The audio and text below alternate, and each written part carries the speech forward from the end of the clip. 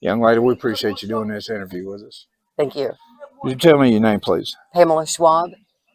Pamela. Where'd you grow up?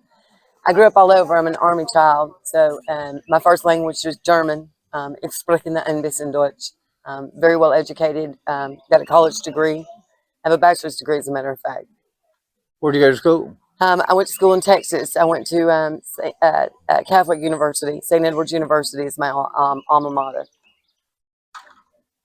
Your mom and dad still alive?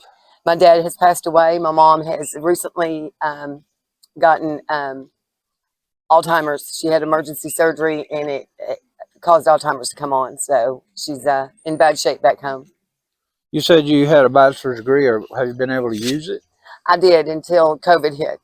When COVID hit, I contracted COVID, and it put me in a coma for 3 weeks. Just about killed me. And then I spent from December 19th, 2020 until now trying to get my lung capacity back up.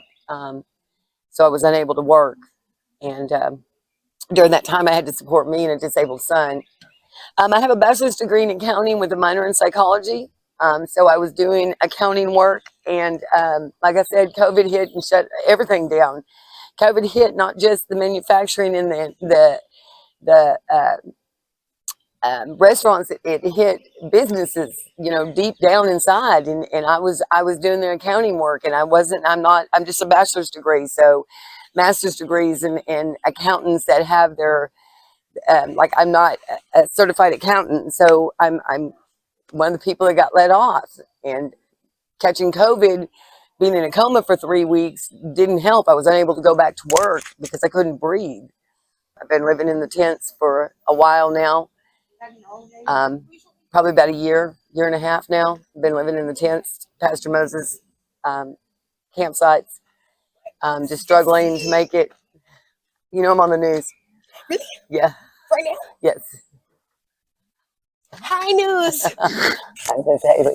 Never dealt with addiction. I'm 53. Never dealt with addiction till now, and it's a struggle. It's a struggle every day, but I've managed to stay clean since October 9th.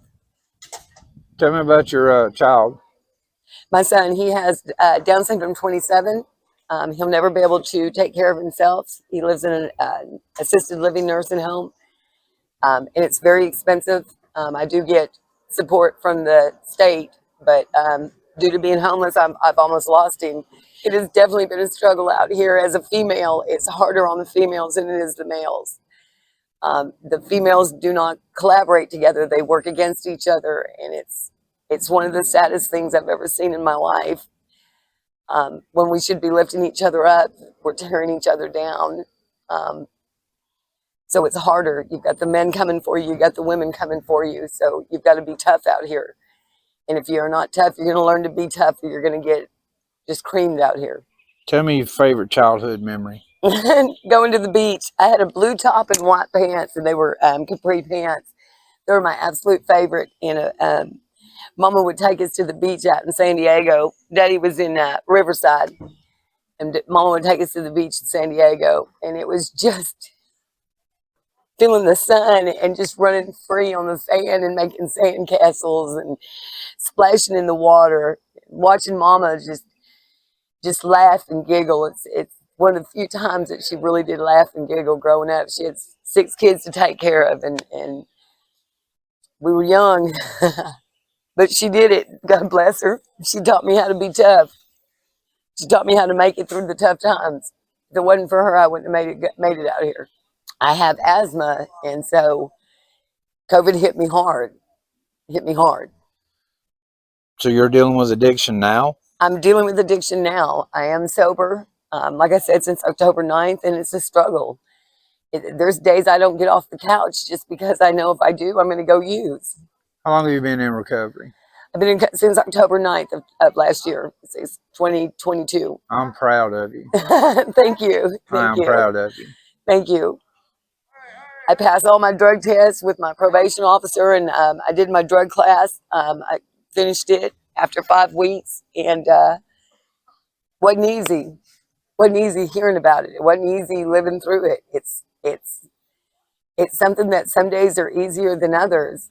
How's addiction and having to live in the street. How has this affected your life? Oh my God. The addiction has been the worst part. I think if I wasn't addicted, I would have made better choices and I wouldn't have ended out here. Who knows? I might have still ended up out here, but then I wouldn't have another problem.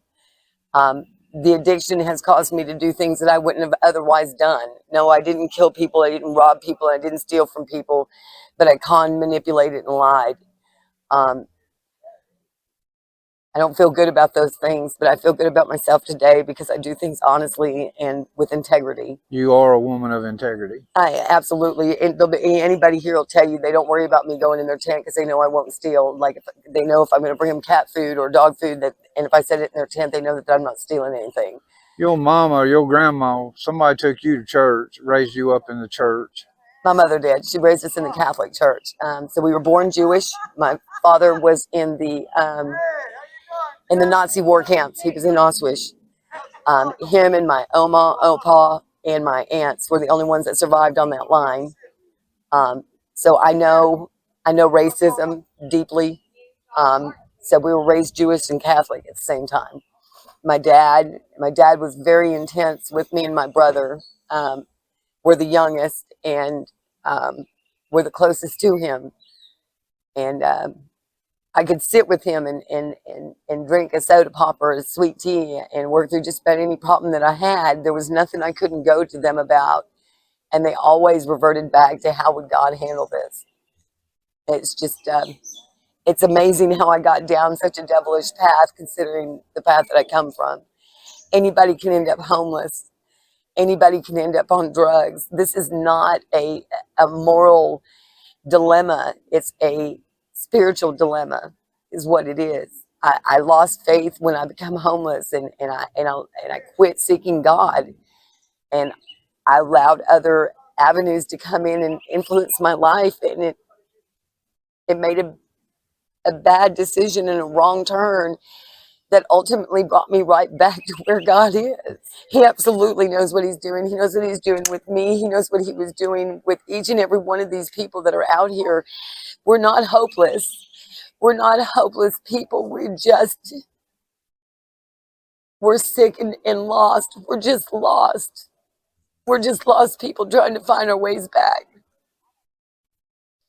Young lady, have you ever overdosed? No, I've never overdosed. I have brought back many people, too many people to count, from fent. I have worked 20 minutes at a time, giving CPR and giving Narcan and bringing them back. Fortunately, I've been able to bring them all back by the grace of God only, and only by his spirit. But there's ones that don't make it back. They don't make it back. And then there's ones that come back and they talk about what came back with them, and they stop using the fen immediately. And for that, I'm grateful. It's never too late to make it right. That's correct. Just because we can't make it right with that person doesn't mean we can't make it right down the road. We can pay it forward. And that's how I look at it. I can't make up for things that I said to my parents or did to my parents. But what I can do is make sure that I treat the next person with dignity and respect, even in a situation that I chose not to do it with them. So I can pay it forward and I can show the next young person or the next old person, because old people need the same guidance that the young people do. Do you have friends out here? I do. I have a lot of friends out here. I do. I can one handful on just, if I were to scream, there'd be 5 or 6 men just kept running. I would have sought God a lot sooner again. I would never have given up on him. I would have stuck with the church. And I would have gotten my master's degree. Who's your support now? My support is I have a service dog, Nikita. This is Nikita. He goes everywhere I go. He is a true service dog. And without him, I would never have been able to have made it. And then I have my therapist and I have my roommate. And then, of course, I've got the 5 or 6 people I said if I ever screamed would come running. And they help me. They help me immensely. I can think of just a couple of weeks ago, somebody was trying to lure me into a bad situation, and 2 took precedence in front of me and spoke for me. No, she's not interested. That's not her. This is not what she does. And can't ask for a better set of friends than that. They come before I knew that it was coming my way. For people that'll be watching this interview, what would you say to them? What would you say to their family members as to what can we do to help our family, our children, our brother, our sister that Love would, us. Love us gently. Don't give us money. Don't co-sign our bullshit. But also don't be so harsh and unforgiving. We have to forgive ourselves, but you have to forgive us too. Yes, we made mistakes. Yes, we did some horrible things, but trust and believe that we feel it. Maybe not at the moment you would like us to, but the screaming and the hollering, that's the worst thing you can do. It shuts us down. We're used to being yelled at. We're used to being degraded. We know how to shut that down. What we don't know how to shut down is the kindness and the gentleness. young lady, what's your biggest fear? Dying alone and nobody knowing where I'm at. That's my biggest fear, is dying and nobody knowing I'm dead. I get that a lot out here. In this stage of your life, what's the most important thing that you've learned? The most important thing I've learned is to stay with God. Stay with God. Don't give up on him, because he won't give up on you. He won't. Just don't give up on him, because he never moves. He's always the same. He will never forsake you. You just got to sit through it. Even Job went through some terrible, terrible times, and he never left God's side, and God brought him back to his kingdom. We just got to remember to sit strong with him. He never gives up. Seek a good drug class. Restorative justice is where I went. There's many, many drug classes that can help you. I've also gone so far as to ask my probation officer to drug test me every week, just to ensure that I don't get high. I know that I have a drug test coming every week, so I can't. But that was per my request. I'm a level 3, which means I only needed to be seen once a month. That wasn't enough for me. So I went to my PO and I asked her to, once a week, please drug test me. And that's what she does until I'm strong enough to do it on my own. Reach out for help. Ask. Ask. Tell them you're not strong enough. I'm not strong enough. They'll be happy to help you. Just because we're homeless doesn't mean we don't exist and we're not human. We are. We might be dirty and we might be a bother, but it's not because we want to be. It's because we don't have a choice. We're doing the best we can out here. We've got people like Pastor Moses that gives us showers and gives us food and gives us a safe place to put our tents. But show some kindness. Don't give us money. Give us food. Give us a shower. Give us some place to wash our clothes. That's all we really need, and the rest will come. Give us jobs. Tell me about this ministry.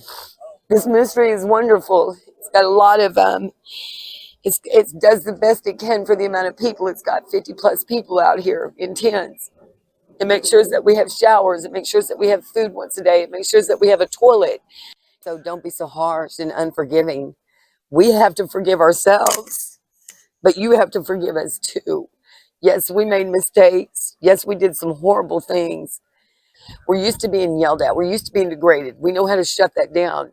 What we don't know how to shut down is the kindness and the gentleness.